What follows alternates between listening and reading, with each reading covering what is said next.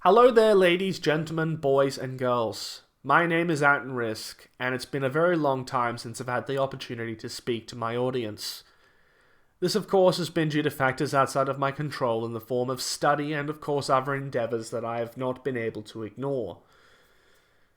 However, thanks to, of course, some developments, I've been able to permanently put an end to the issue of study, and I've also, as well, found a situation where I'll have time for the foreseeable future to make future video content.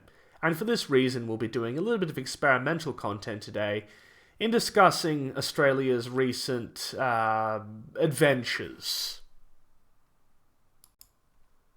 Approximately a year ago, there was a fist fight between Don Anthony Albanese, the Minister for Everything Scott Morrison, and Adam Bandt, a Bolshevik, I think, where they had a massive fight about who wears the big boy pants and then eventually put it to a poll. Of course, the Don was unable to win the popular vote, however, well, at least on first preference, and eventually ended up winning anyway because, well, that's how preferences work. And of course, one of his promises now being crowned Don and dear leader of the People's Republic of Australia is that he decided it was time for a good old-fashioned constitutional amendment, which is something most countries don't even dream of and most political leaders tend to rule out because in most cases it's an enormous clusterfuck and it just ends badly.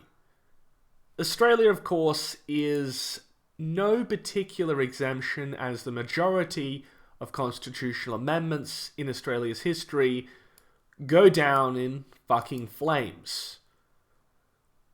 But of course, Mr. Albanese wears the big boy pants and he wants to show Kevin Rudd that, well, he wears the big boy pants. So more or less we have a remix of the constitutional amendment that was held in 1967. Basically, recognize Aboriginals like everyone else.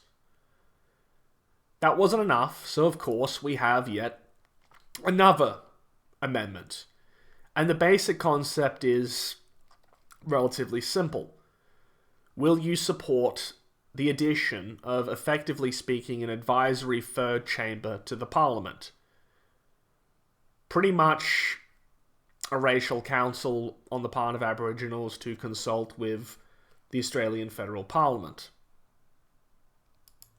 Now, shit gets really interesting when we go off to South Australia and, of course, discuss the then newly crowned King of South Australia and alpha male Chad, Peter Malinauskas, who had just previously curb-stomped and, of course, red-weddinged his opponent, Stephen Marshall.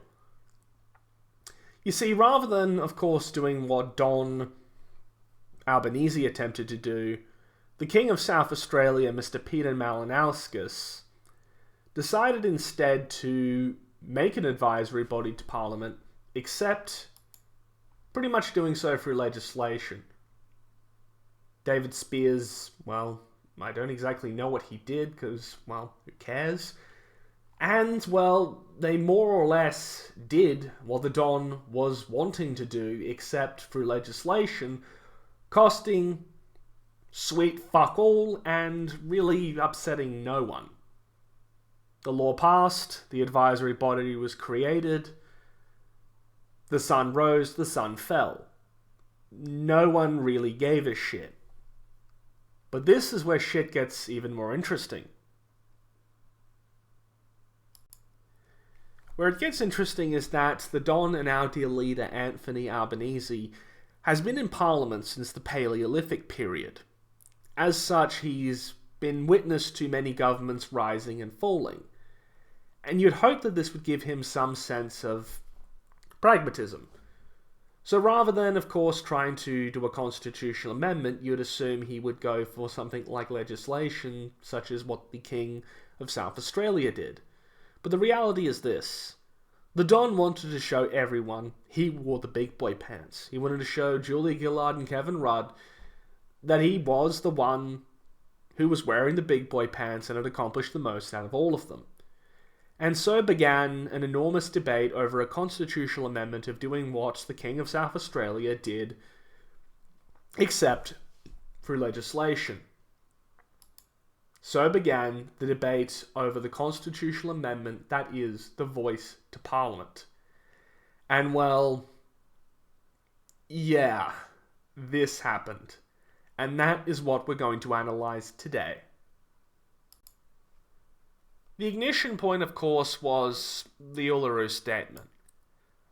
Basically, more or less, a community request on the part of Indigenous leadership for various demands, including but not limited to the issue of an advisory body to Parliament. Of course, this basic idea, the voice to Parliament, an advisory body, for the longest of times has enjoyed what's quite clearly, at least, a supermajority of support. You have polls going as high as 82% support. Now here's where shit gets really interesting. When we scroll up, we notice, of course, there's a considerable amount of fluctuations. Low points of about 64%, and we scroll up, and up we see it somewhat begin to dip. Around, I think it's the election is about here, we start to see after the election that there is a precipitous decline in overall support. Now here's where shit gets really interesting. Throughout the process, the feds, in the case of the Federal Liberal Party, announces opposition. The potato that is now the leader of the Liberal Party basically more or less went in the negative, and so you ended up in a situation where the voice to Parliament didn't enjoy bipartisan support. Of course, that didn't really do too much. The polling was already somewhat on a decline thereafter.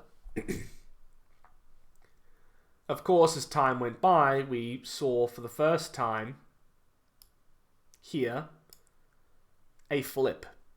For the first time, a majority of binary yes-nos were in the no category. And of course here under news poll, we saw yet another no vote.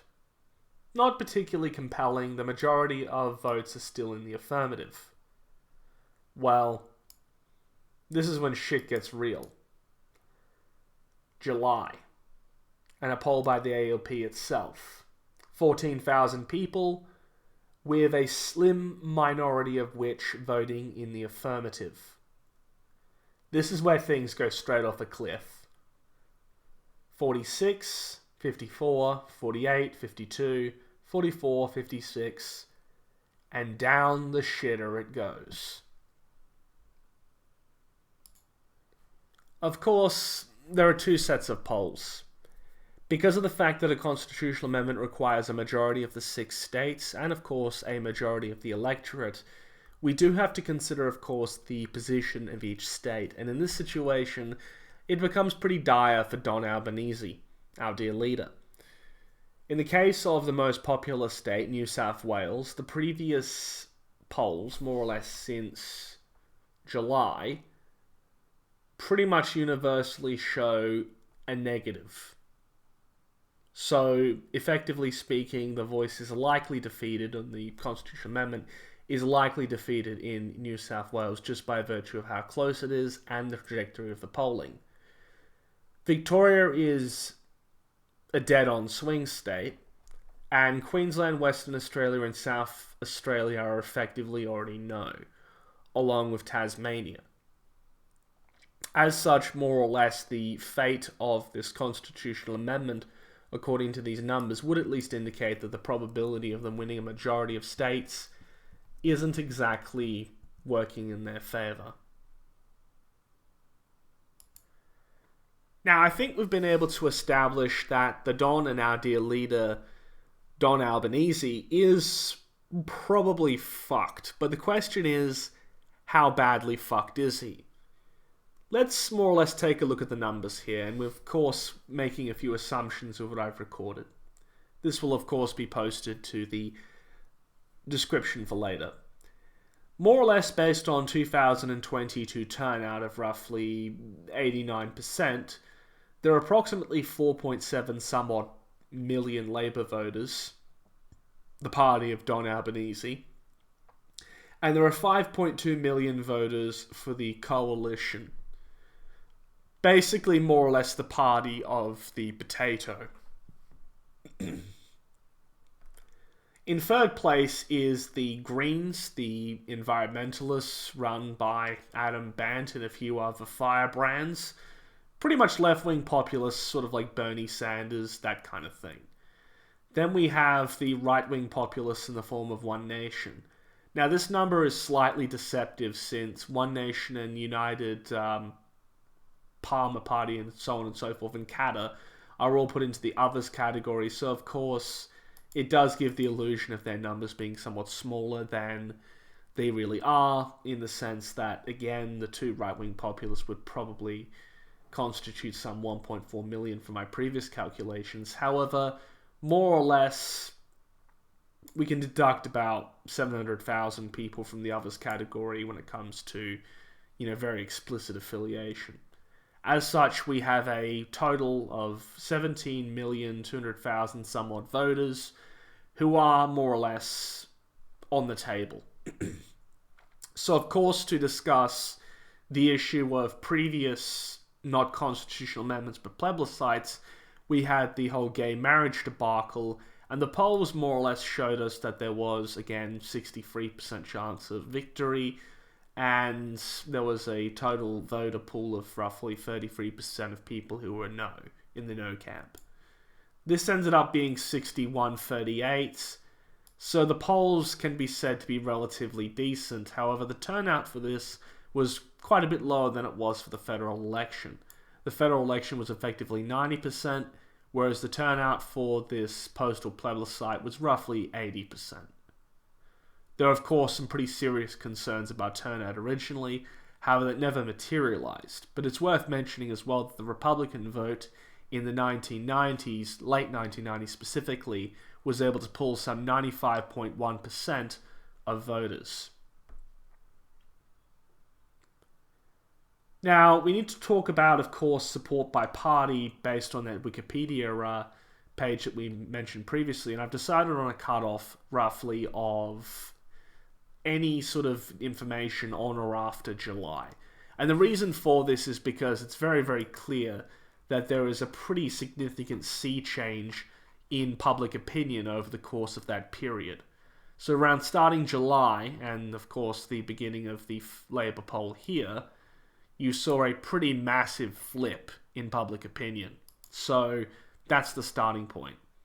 So as of today, we can more or less safely assume, based on the averages of all the polling, that the aggregated support on the part of Labour is 60% of their voter base, 25% of their voter bases are in the negative, and approximately 17% of people really just don't know.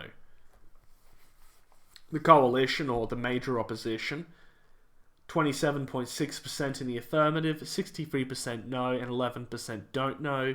For the Greens, 70% support, 18% in the negative, 13% don't know. And this one, of course, is a little bit fucked up because we only have one poll after the cutoff. And the reality is, for One Nation, this number is likely to be much larger. The negative vote's probably more like 86%. Based on, of course, the fact that there exists a pretty significant pool of prior polling that, of course, was before the cutoff that I've set. So you can see here when One Nation specifically are polled, you're seeing votes in the negative of as high as 90%.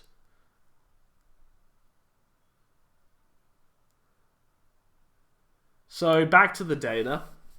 When it comes to all other voters, we see a total of 25.8% support and 62.4% voting no, along with 19.25% voting in the don't know category.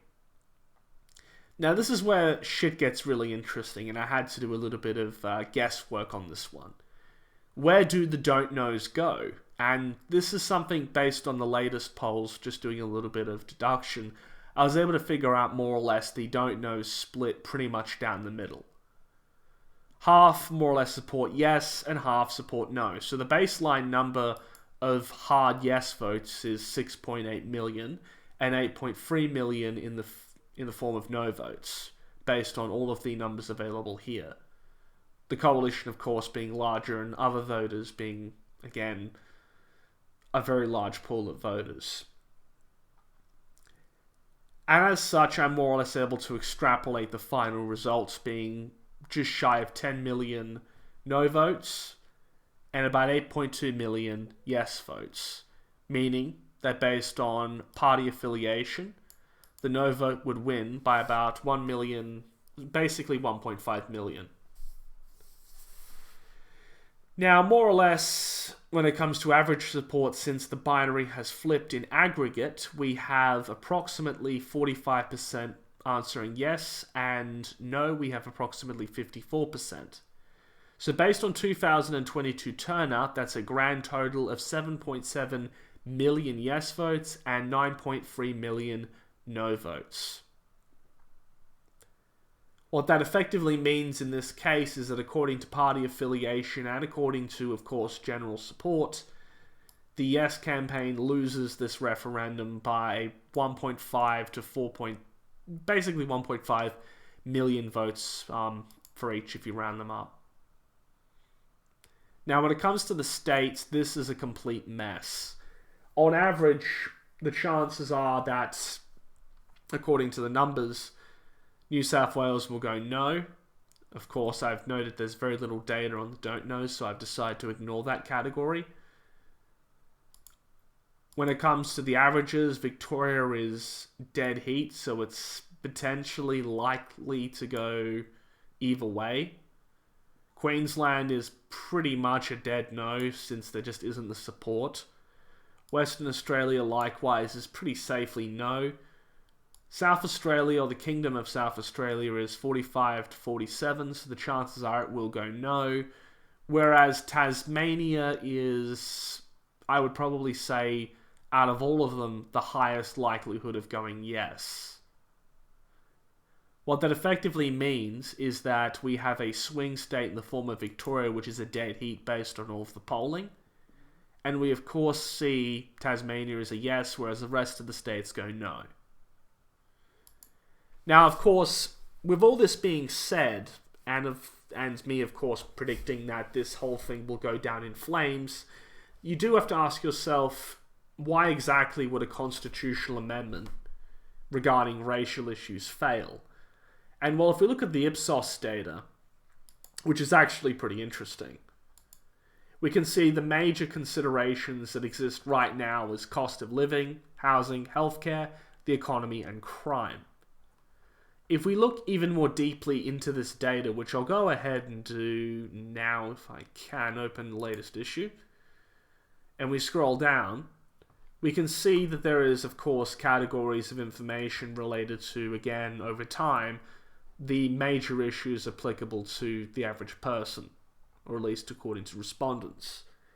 Over the course of the 2010 period, we saw again a major emphasis on healthcare. However, during the Wuhan flu period, we saw a massive increase on the issue of cost of living, which has absolutely eclipsed everything else. So we need to ask ourselves again, what is the relevancy, for example, of issues of racism and racial and indigenous issues? Since 2010, you've seen somewhat of a rise of this issue. However, it's nowhere near as big as all of the others. We don't see numbers really exceeding much above 6 or 7% for racism in general, and for indigenous issues we see a peak maybe of about 6%, which fluctuates up and down and has for quite some time. Hence, more likely than not, the failure of the Voice to Parliament, or Anthony Albanese's effort to prove he wears the big boy pants, if it is to fail, is most likely simply because of the fact that it is really itself tone deaf and really isn't unattentive to the issues that people poll on. Issues such as, again, cost of living, housing, and healthcare, quite clearly from this analysis, are serious and major issues on the mind of vastly more people. So, of course, this brings us to the conclusion. Will Don Albanese's constitutional amendment actually pass? And the answer to that question is probably not.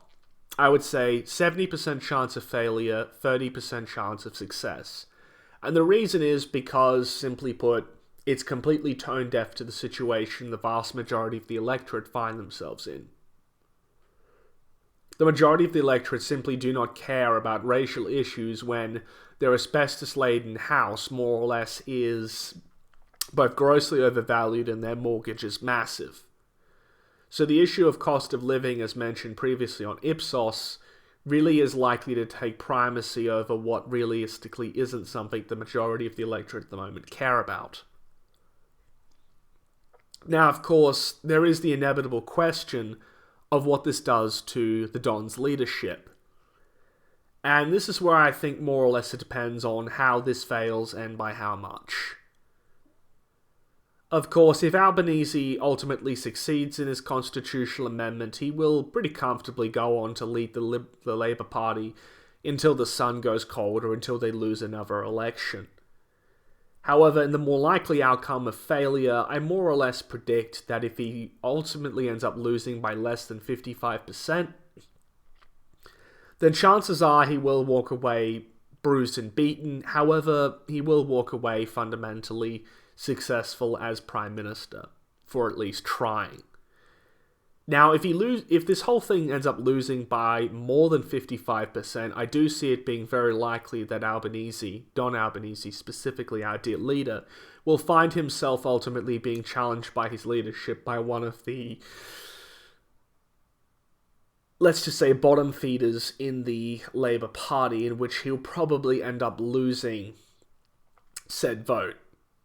He's fundamentally challenged also as well by the issue potentially of a double dissolution resulting from the Housing Futures Fund because of the fact that they simply don't hold control of the Senate. As such, this is more or less make or break for Mr. Albanese, but the biggest advantage that he does have is the fact that the leader of the opposition is himself deeply unpopular, considered by many a potato, and of course a stereotypical Queensland cop. As such, to formalise my predictions, the chances of failure are roughly 70%, the chances of success are 30%, and I would effectively say it's 50-50 as to whether or not Anthony Albanese gets completely nuked because of this. So, that more or less finishes off this video. Like, comment, and subscribe, and if you guys happen to enjoy this more thorough analysis of current events, please do let me know and we may consider more of it. That being said, however, we will return to original and more traditional scheduled content as time goes by, including things such as tech tutorials and going into different things such as decompiling and potentially reverse engineering and software development, as is my area of expertise. Poll analysis, of course, is something that I think is an interesting experiment, but not exactly something I generally plan to do that often. That's all. Goodbye.